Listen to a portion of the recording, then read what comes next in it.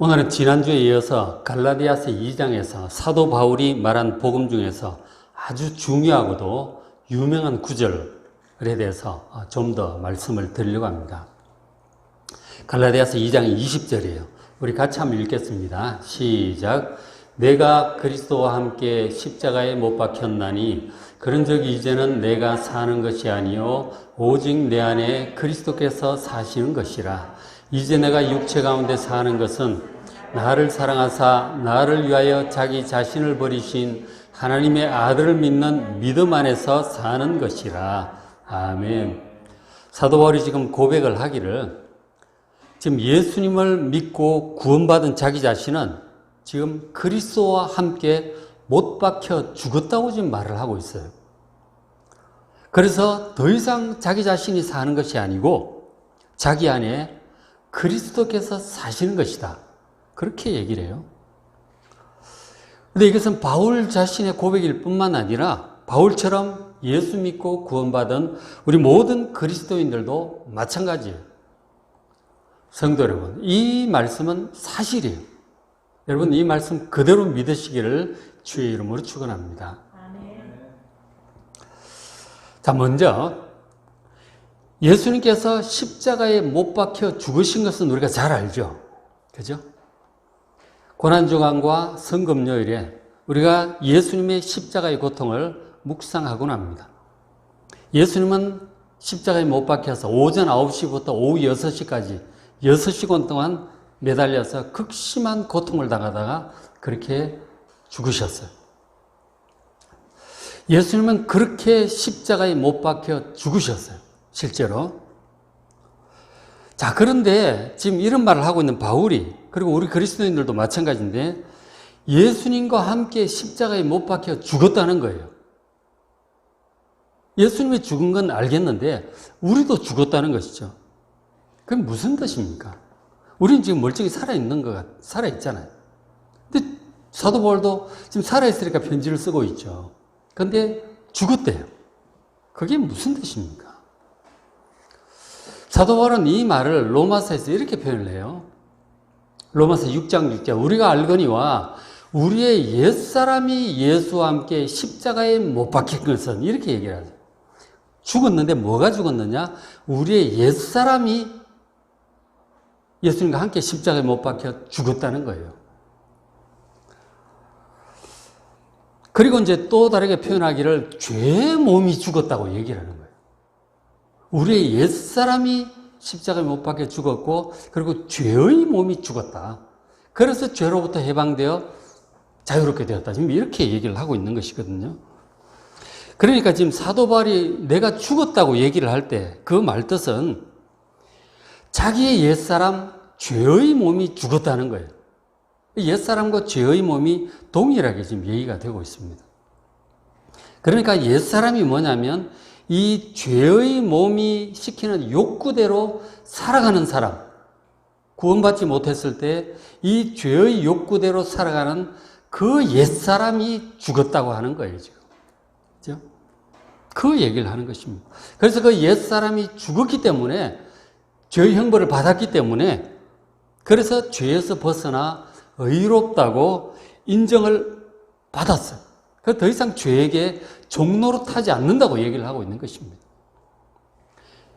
지금 이 말이 무슨 뜻인지 여러분 마음에 와닿습니까?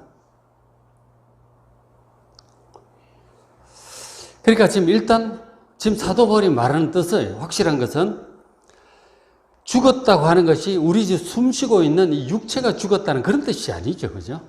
그런 뜻이 아니에요. 그런 뜻이 아니고 우리의 옛사람이 죽었다고 지금 얘기를 하고 있는 것이죠. 그래서 우리가 죄에서 벗어난 새 사람이 되었다는 거예요. 새 사람이 되었다는 것입니다. 그래서 또 로마서 6장 11절에 또 이렇게 얘기를 해요. 이와 같이 너희도 너희 자신을 죄에 대해서는 죽은 자고, 그리고 그리스도 예수 안에서 하나님께 대하여는 살아있는 자로 여길지어다. 이렇게 얘기를 하고 있어요.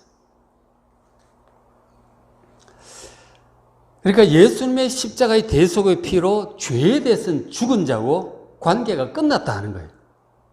죄 때문에 죽었고 죄에 대해서 죽었다. 관계가 끝났다 하는 것입니다. 그리고 하나님께 대하여는 살아있는 자가 되었다. 이 세 사람이죠. 그렇게 되었다고 말씀을 하는 것이죠. 그렇게 여기라고 지금 얘기를 하고 있는 거죠. 근데 우리 한글 번역이 여기라고 하는 것은 좀 번역이 어감이 애매한데, 그러니까 아닌 것을 그렇게 생각하라고 하는 그런 느낌이 없잖아요. 여긴다는 말이, 그죠? 근데 헬라어 여긴다는 단어 로기조마이는 무슨 뜻이냐면 상업적으로 계산한다, 법적으로 판단한다, 그런 뜻이에요. 그러니까 사실을 사실대로 인정을 하라고 하는 그런 뜻인 것이죠. 예수 믿는 그리스도인에 이루어진 이 구원의 사실, 옛사람이 죽고 새사람이 된 이 구원의 사실을 직시하고, 이게 사실이란 말이에요. 직시하고 제대로 인정하라고 하는 거예요. 사실을 눈 감지 말고 사실을 제대로 인정하라고 말하는 것입니다. 여기라는 로기조마이가 그런 뜻입니다. 자, 그러니까 예수 믿기 전에는 우리가 죄에 대해서 살아 있었어요. 그래서 양심의 소리, 우리가 잘못했을 때 양심의 소리, 그리고 죄의 호통 소리가 들리면 꼼짝 못해요. 난 죄인이야, 그래 죽을 자야, 꼼짝 못합니다. 양심이 위축이 되고 막 위축이 돼요. 오그라들어요. 그리고 하나님께 대해서는 어떤 은혜도 받을 수 없는 그 죽은 자예요. 죄인이기 때문에. 이런 사람이 옛사람이란 말이에요. 예수 믿기 전에 죄 가운데 그렇게 하나님 은혜는 조금도 받을 수 없고 두려움 가운데 있는 자인 것이죠. 자, 그러나 이제 예수님을 믿고 예수님의 십자가 보혈을 믿고 예수님께서 내 대신 형벌 받으셨다는 사실이 믿어지고, 그렇게 해서 죄가 용서받고 의롭게 되니까 죄에 대해서는 죽은 자가 되는 거죠. 다 끝났어요. 그리고 하나님께 대해서는 산 자가 되었고, 더 나아가서 하나님의 자녀가 되었고, 하나님의 사랑과 은혜를 받을 수 있는 그런 자가 된 것입니다. 그게 새 사람이에요. 예수 안에 있는 새 사람이에요. 자, 그래서 이 말씀 다시 한번 보시겠습니다. 갈라디아서 2장 20절에 내가 그리스도와 함께 십자가에 못 박혔다고 그렇게 지금 얘기를 하는 이 내가 못 박힌 나는 옛사람이에요. 그죠? 구원받지 못한 옛사람이 그리스도와 함께 십자가에 못 박혔어요. 그 갈라디아서 앞부분 내라고 하는 것은 옛사람인 것이죠. 그런즉 이제는 내가 사는 것이 아니라 이 나도 옛사람을 가리키고 있는 거죠. 근데 이제 내가 살고 있다고 하는 거죠. 이 새 사람이에요. 내 안에 그리스도께서 사시는 바로 새 사람을 지금 얘기를 하고 있는 거죠. 갈라디아서 2장 20절 앞부분은 구원받지 못한 옛사람을 얘기하고 있는 거예요. 하나님께 대해 죽은 자, 죄에 대해 살아있는 자. 그러나 예수 믿고 구원받은 자는 새 사람이에요. 죄에 대해 죽고 하나님께 대해 산 자요. 그 안에 그리스도께서 살아계신 자라고 말씀을 하고 있습니다. 새 사람 속에는 그리스도께서 살아계십니다. 예수 믿는 여러분 안에 그리스도께서 살아계심을 여러분 아시길 바랍니다. 자, 그런데 그걸 우리가 어떻게 알 수 있을까요? 예수님이 내 안에 살아계신다는 사실을 여러분 어떻게 압니까? 어떤 은사나 신비적인 체험, 주님의 음성을 들었기 때문에 예수님이 내 안에 살아계시는구나 라고 아는 겁니까? 그게 아니에요. 신비적인 체험이 없는 사람은 그러면은 예수님이 살아계시지 않는 사람이게요? 그렇지 않습니다. 자, 예수님의 이런 말씀을 믿기 때문에 예수님의 이 말씀을 통해서 이 말씀을 믿기 때문에 예수님께서 내 안에 계시는 사실을 우리가 아는 거예요. 요한복음 14장 16절 저 말씀은 예수님께서 십자가에 죽으시기 그 전날 밤에 하신 말씀이에요. 하신 말씀인데 예수님께서 뭐라고 얘기를 하시느냐면 그러니까 이제 곧 예수님께서 십자가에 죽으실 거예요. 죽으심으로 우리 죄를 대속해서 형벌 받으시는 그 대속 사역을 다 하고 나면 그 이후에 예수님께서 부활 승천하실 거예요. 예수님 그걸 알고 지금 말씀을 하시는 거죠. 승천하셔서 보혜사 성령을 보내겠다고 지금 말씀하시는 거죠. 십자가 못 박기 전날 밤 몇 시간 전에 하신 얘기. 14장 16절 내가 아버지께 구하겠으니 부활승천에서 올라가시면 그가 또 다른 보혜사를 너희에게 주사 영원토록 너희와 함께 있게 하실 것이다. 보혜사, 개인적으로 돕는 분은 파라클레토스 옆에서 돕는 존재를 얘기하는 것입니다. 변호사든 뭐 개인 가정교사든 뭐 가이드든 상담자든 다 포함하는 뜻이에요. 그 보혜사 성령을 보내어 주겠다고 약속하셨고, 그리고 성령은 17절에 그는 너희와 함께 가시고 또 너희 속에 계실 것이다. 성령이 오셔서 우리 속에 갈 것이다. 우리 마음이 와서 가실 것이라고 지금 그렇게 예수님 말씀을 하셨어요. 이것은 예수님께 십자가 대속 사역이 끝난 이후에야 이루어질 일입니다. 그래야 가능한 일이에요. 그리고 18절에 이어서 예수님이 직접 너희를 고아처럼 버려두지 않고 오겠다고 하셨고 20절에 그렇게 말씀하셨죠. 그 날에는 성령께서 오시는 그 날이죠. 그 날에는 내가 아버지 안에 너희가 내 안에 우리가 예수님 그리고 내가 너희 안에 있는 것을 너희가 알게 될 것이다. 예수님께서 우리 안에 있는 것을 너희들이 알게 될 것이다. 성령께서 오시면 그 성령으로 말미암아 예수님께서 우리 안에 거하시는 것도 너희들이 그때 알게 될 것이다. 그렇게 말씀을 하셨어요. 그러니까 예수님께서 하시는 이 말씀이 진실임을 믿기 때문에 또 성령께서 우리에게 저 말이 사실이라고 믿는 믿음을 주시죠. 그걸 사실 믿기 때문에 예수님께서 우리 안에 영으로 거하신다는 사실을 아는 것이죠. 예수님 저 말씀을 믿기 때문에. 그래서 구원은 어떻게 받는다고요? 믿음으로 받는 거예요. 공부해서 이해해서 지식으로 받는 게 아니에요. 열심히 선행을 함으로 받는 게 아니에요.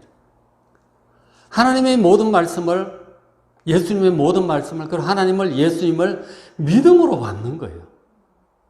이 구원에 관한 이런 사실들은, 하나님과 예수님에 관한 이런 모든 사실들은 우리가 이해할 수 있는 범위를 훨씬 넘어서요. 이것을 또 성령께서 우리에게 믿을 수 있도록 또 영적인 눈도 열어주시죠. 믿음으로 받는 거예요. 이 말씀이 믿어지는 자는 성령께서 우리 안에 오셨고 예수님께서 내 안에 영으로 거하시는구나. 그 예수를 믿음으로 사는 거라고 지금 사도 바울이 얘기를 하는 거죠. 내 안에 가는 예수님을 믿음으로 산다는 것이 이런 뜻이에요. 그죠? 알 듯 말 듯 하죠. 그죠? 무슨 뜻인지, 그죠? 자, 그러면 성령께서 지금 우리 안에 계시는 것을 우리가 어떻게 알 수 있을까요? 이 말씀 믿음으로 안다고 하는데 성령께서 우리 안에 계신다는 사실을 어떻게 알 수 있을까요? 순복음교회에서는 어떻게 얘기를 하느냐면, 그러니까 예수 믿고 구원받은 사람은 성령이 오시고 성령이 오신 사람은 반드시 방언을 하게 된다고 얘기를 합니다. 그러니까 방언을 하는 것이 성령께서 오신 증거라고 하는 그렇게 얘기를 해요. 그러니까 예수 믿고 구원받은 사람, 성령께서 오신 사람은 100% 방언을 하게 되어 있다 이렇게 얘기를 하는 거죠. 근데 방언을 하지 않는 사람은 성령이 없는 자고 구원받지 못한 자라고 가르칩니다. 자, 순복음 교회가 말하는 것처럼 방언을 하고 신령한 은사가 나타나야 성령께서 그 사람 안에 계시는 것일까요? 그렇지 않습니다. 사도 바울이 분명히 이 가장 은사가 풍부하게 많았던 사도 바울, 그리고 이 고린도 교회에 성령의 은사가 풍부하게 나타났어요. 방언의 은사, 예언의 은사, 통변의 은사, 신유의 은사, 각종 은사들이 풍부하게 나타난 그 고린도 교회에 사도 바울이 하는 말이 고린도전서 12장 30절에 다 병고시는 은사를 가진 자이겠느냐, 다 방언을 말하는 자이겠느냐, 다 통역하는 자이겠느냐. 통역은 방언 통역을 얘기하는 거예요. 다 방언을 말하는 자가 아니라고 지금 얘기를 하고 있는 거죠. 순복음교회가 말하는 것처럼 그렇지 않습니다. 모든 성도들이 다 방언을 말하는 사람이 아니에요. 그렇지 않습니다. 사도 바울이 분명히 이렇게 얘기를 하고 있죠. 그런데 순봉교회가 말하는 그런 이제 오해가 있는 것이죠. 자, 그러면은 어떤 사람에게 성령께서 그 안에 계신다는 사실을 우리가 어떻게 알 수 있을까요? 어떻게 알 수 있어요? 저 사람 안에 성령이 계시는지 안 계시는지 여러분 어떻게 알 수 있습니까? 사도 바울이 바로 그 앞에 고린도서 12장 3절에 이렇게 얘기를 합니다. 그러므로 내가 너에게 알리노니, 같은 12장 그 앞부분이에요. 12장은 성령의 은사에 관해서 설명하는 장이에요. 그래서 얘기하기를 12장 3절, 그러므로 내가 너에게 알리노니 성령으로 아니하고는 누구든지 예수를 주시라 할 수 없느니라. 이렇게 분명히 얘기를 해요. 예수님이 정말 예수님께서 날 위해 죽으셨고, 그래서 예수님이 내 생명의 주인이다, 내 인생의 주인이라고 진정으로 믿고 그렇게 고백하는 사람, 그 사람 속에 성령이 계신다고 지금 얘기를 하고 있는 거죠. 성령이 안 계시면 절대로 그럴 수가 없다는 거예요. 오히려 예수를 저주할 자라고 그렇게 얘기하기도 하고 예수를 믿지 않습니다. 하나님의 아들로 믿지 않고 내 죄를 위해서 죽으셨다는 사실을 죽었다 깨나도 못 믿어요. 믿지 않습니다. 예수님을 자기의 주인으로, 주님으로 결코 그렇게 진심으로 그렇게 고백할 수 없어요. 성령이 안 계신 사람은 절대로 그렇게 안 된다. 그러니까 반대로 예수님께서 정말 날 위해 죽으셨음을 감사하고, 그리고 하나님의 아들이심을 믿고, 그리고 예수님께서 날 위해 죽으셨으니 내 생명의 주인이십니다. 예수님은 내 인생의 주인이십니다. 예수님을 주인으로 그렇게 모시는 사람, 그 사람 속에는 분명히 성령께서 계심을 믿으시기 바랍니다. 그리고 예수님께서도 영으로 그 사람 속에 와 계심을 믿으시기 바랍니다. 이게 사실이에요. 이게 사실이라니까, 그죠? 그래서 다시 보겠습니다. 갈라디아서 2장 20절. 자, 내가 그리스도와 함께 십자가에 못 박혔어요. 옛사람이 죽었고, 하나님께 대해 죽어 있고, 그리고 죄에 대해 살아있던 그 옛사람. 예수님 십자가를 믿음으로 죄 용서받고 죽었어. 새 사람이 됐어요. 자, 그런데 이제는 내가 사는 것이 아니고 오직 내 안에 그리스도께서 사시는 것이다. 분명히 그리스도께서 우리 안에 사세요. 성령께서 계시고 그리스도께서 살고 계십니다. 자, 그러면 예수님이 어떤 분이십니까? 예수님은 정말 신령한 분이고 거룩한 분이고 지혜로운 분이고 능력 있는 분이에요. 그 예수님 우리 안에 와 계신다니까. 자, 우리 안에 와 계시면 그러면 우리도 예수님처럼 신령하고 지혜롭고 능력 있는 사람, 예수님처럼 되는 것인가요? 예수님과 똑같이 되는 것일까요? 예수님이 우리 안에 계시니까, 옛사람은 죽었으니까 그렇게 돼야 될 것 같지 않아요? 자, 우리가 그렇게 예수님처럼 지혜롭고 능력 있고 신령하고 그렇게 되는 것은 결국 나중에 그렇게 될 것입니다. 그것은 언제 되느냐? 예수님께서 재림하셔서 새하늘과 새 땅이 임하고 우리가 부활하게 될 때, 부활의 몸을 입게 될 때 그렇게 될 것입니다. 그렇게 될 텐데, 그러나 아직은 아니에요. 그때까지는 아니, 지금부터 그때까지는 아니에요. 바로 그 다음 구절 보세요. 중간에 내 안에 그리스도께서 사시는 것이, 이제 내가 어디에 살아요? 육체 가운데 사는 것은, 이렇게 얘기를 합니다. 분명히 우리 안에 그리스도께서 사시지만 우리는 여전히 이 연약한 육체, 죄의 몸인 육체를 입고 살아가고 있어요. 이게 우리 현실이에요. 우리가 남은 인생 죽을 때까지 이 연약한 육체 가운데 살아갑니다. 질병도 걸리고, 잘못하면 코로나도 걸릴 수도 있고, 넘어지면 다치고, 그리고 노쇠해 가고, 아프고 죽어갈 것입니다. 이게 연약한 육체 가운데, 한계 있는 육체 가운데 살아가는 우리의 현실이에요. 우리가 예수 믿고 구원받아 옛사람이 죽고 새 사람이 되었지만, 거듭났지만, 그러나 우리는 여전히 연약한 육체 가운데 살고 있어요. 우리가 죽을 때까지 이 연약한 육체 가운데 이렇게 늙어가며 연약해지며 살아갈 것입니다. 이런 현실을 여러분 잘 직시해야 됩니다. 이 몸의 한계를 아셔야 돼요. 몸은 연약합니다. 죄의 유혹에 때때로 넘어집니다. 다윗도 넘어지고 그 지혜로운 솔로몬도 넘어졌어요. 사도 바울도 내가 원하는 이것은 행하지 않고 원치 않은 저것을 하고 있는 이 곤고한 몸 탄식하는 그게 우리의 현실이에요. 그게 우리 현실이라니까요. 그런 현실 가운데 사도 바울도 굉장히 고뇌하죠. 내가 도대체 예수 믿고 구원받았는데 양심은 더 선명해지고 하나님과 교통하고 내 안에 그리스도 계시고 사역도 하고 기적도 나타나는데 자기가 그렇게 연약한 한계에 부딪혀서 안타까워하는 것입니다. 그 고뇌가 로마 7장에 나오죠. 자세히 나옵니다. 그런데 그 고뇌가 예수님으로 말미암아 해방을 받아요. 사도 바울이. 감사리로다. 그러니까 로마 7장이 끝납니다.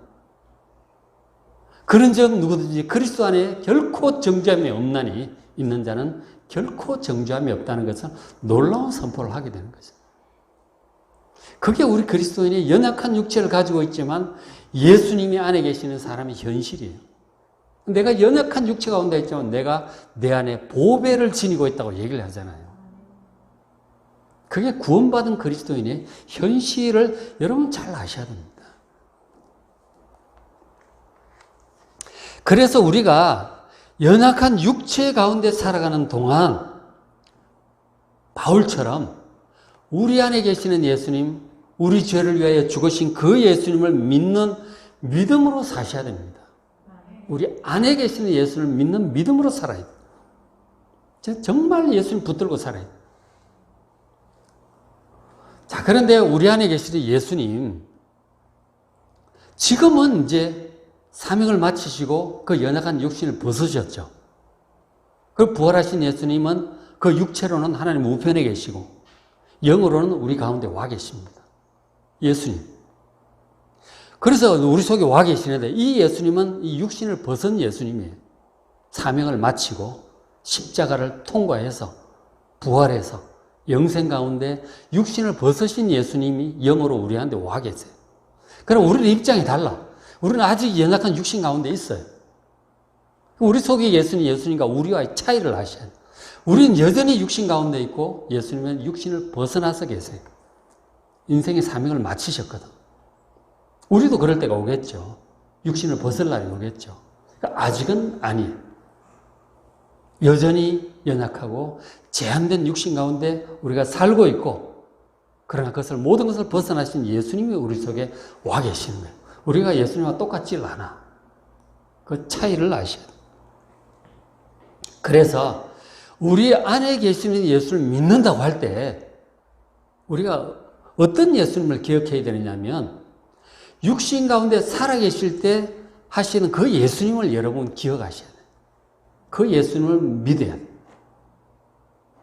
그 예수님의 모습을 우리가 어떻게 알 수 있습니까? 복음서에 자세히 기록이 되어 있죠. 육신 가운데, 연약한 육신 가운데 살아가던 예수님의 모습은 복음서에, 사복음서에 자세히 충분히 기록되어 있습니다. 자, 예수님께서 하나님의 아들이실지라도 연약한 육신 가운데 계실 때는 아주 연약하셨어요. 능력도 행하셨지만 인간적으로 연약하신 건 연약하신 거죠. 십자가에 죽으시기 전까지 물론 감기도 드시고 배도 고프시고 피곤해서 막 주무시기도 하고 이제 그렇게 하시는 거예요. 피곤하면 그냥 앉아 쉬셔야 돼요. 그런데 연약한 육체를 입고 제한된 삶을 사셨어요. 우리하고 똑같이. 그리고 가장 큰 제 관문인 십자가를 앞두고 이러셨죠. 마태복음 26장 37절 예수님의 그 연약한 육신의 모습이 잘 드러나죠. 베드로와 세베대 두 아들은 야고보와 요한입니다.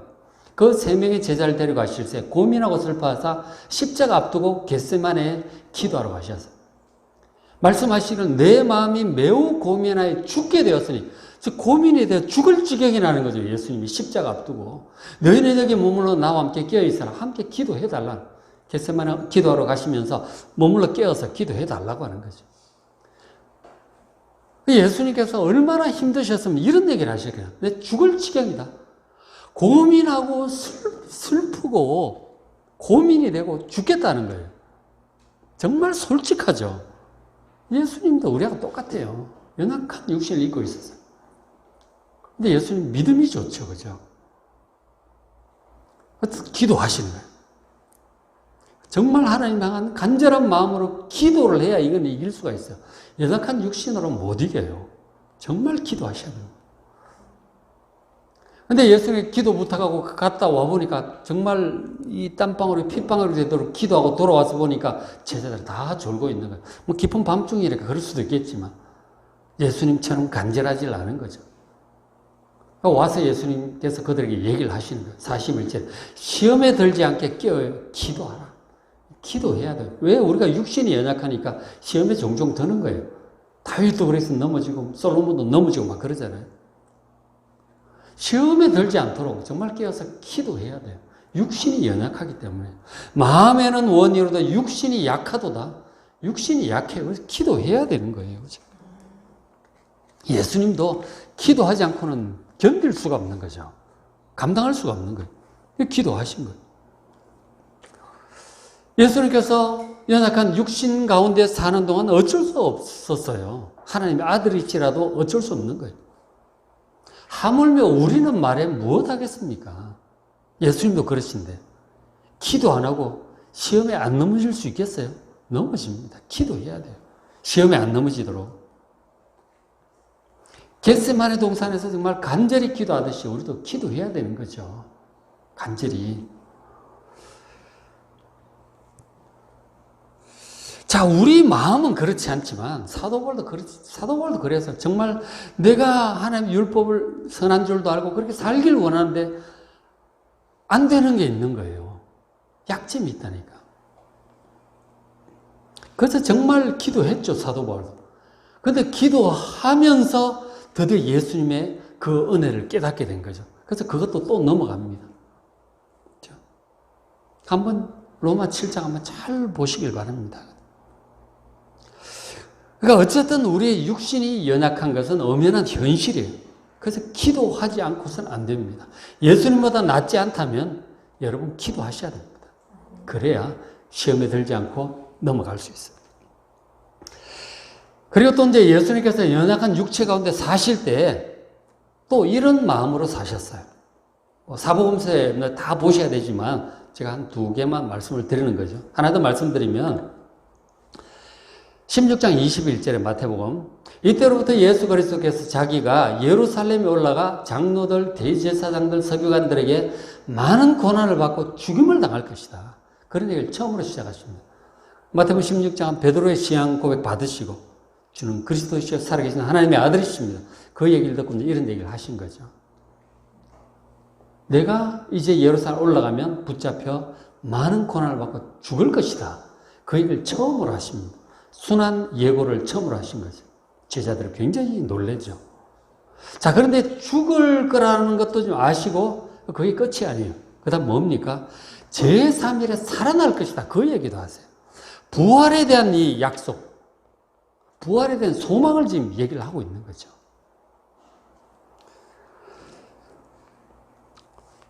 자, 그러니까 예수님께서는 십자가의 사명은 제자들 가르치시고 영적인 싸움을 하시고 이렇게 쭉 이제 하시면서 사명을 마치고 이 십자가에 죽으실 것을 지금 알고 가시는 거예요. 죽음 후에, 근데 죽음 후에 하나님께서 다시 3일 만에 살려주실 거라고 하나님께서 말씀을 하신 거죠. 그 예수님이 아시는 거죠. 다시 살아날 것이다. 그 기도하시고 그러셨으니까 아시죠. 그 3일 만에 살아날 것이라는 것을 제자들에게 얘기를 하셔요. 그 십자가의 사명을 다하고 나면 부활할 거라고 하는 것을 예수님께서 하나님의 약속으로 알고 계시는, 믿고 계시는 거죠. 그래서 소망을 가지고 지금 십자가로 가시는 거예요. 부활과 영생이에요. 부활과 영생에 대한 하나님의 약속에 기초한 부활과 영생의 소망, 이 믿음을 확고하게 가고 십자가를 지러 가신 것이죠.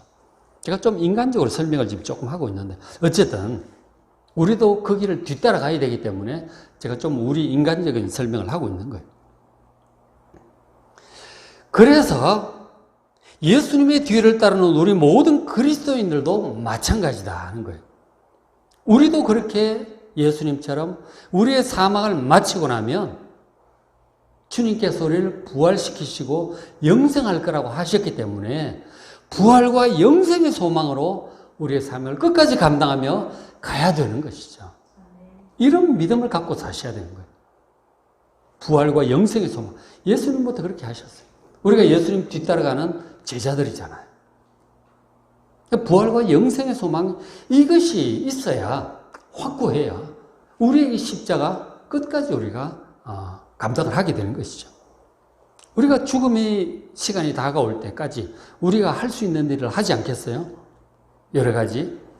그 우리의 사명이고 우리의 믿음을 끝까지 지키고 사명을 끝까지 감당해야 되는데, 예수님처럼 부활과 영생의 소망으로 끝까지 잘 달려가는 여러분 되시길 바랍니다. 이게 예수님의 뒤를 따르는 제자들의 마음이에요. 자, 그렇게 하는데 예수님께서 또 이런 말씀을 하셨죠. 16장 24절에 바로 이어서 마태복음. 이 예수께서 제자들에게 이르시되, 부활과 영생의 소망으로 예수님께서 앞서가시는데 우리도 따라가야 되잖아요. 예수님 말씀하시기를 누구든지 나를 따라오려거든, 이 사명, 십자가의 사명과 부활과 영생, 그 길이에요. 구원의 길이죠. 그것을 예수님이 먼저 걸어가시고 우리가 그대로 뒤따라가는 거예요. 따라오려거든 어떻게 하라고요? 자기를 부인하고, 이 옛사람이죠.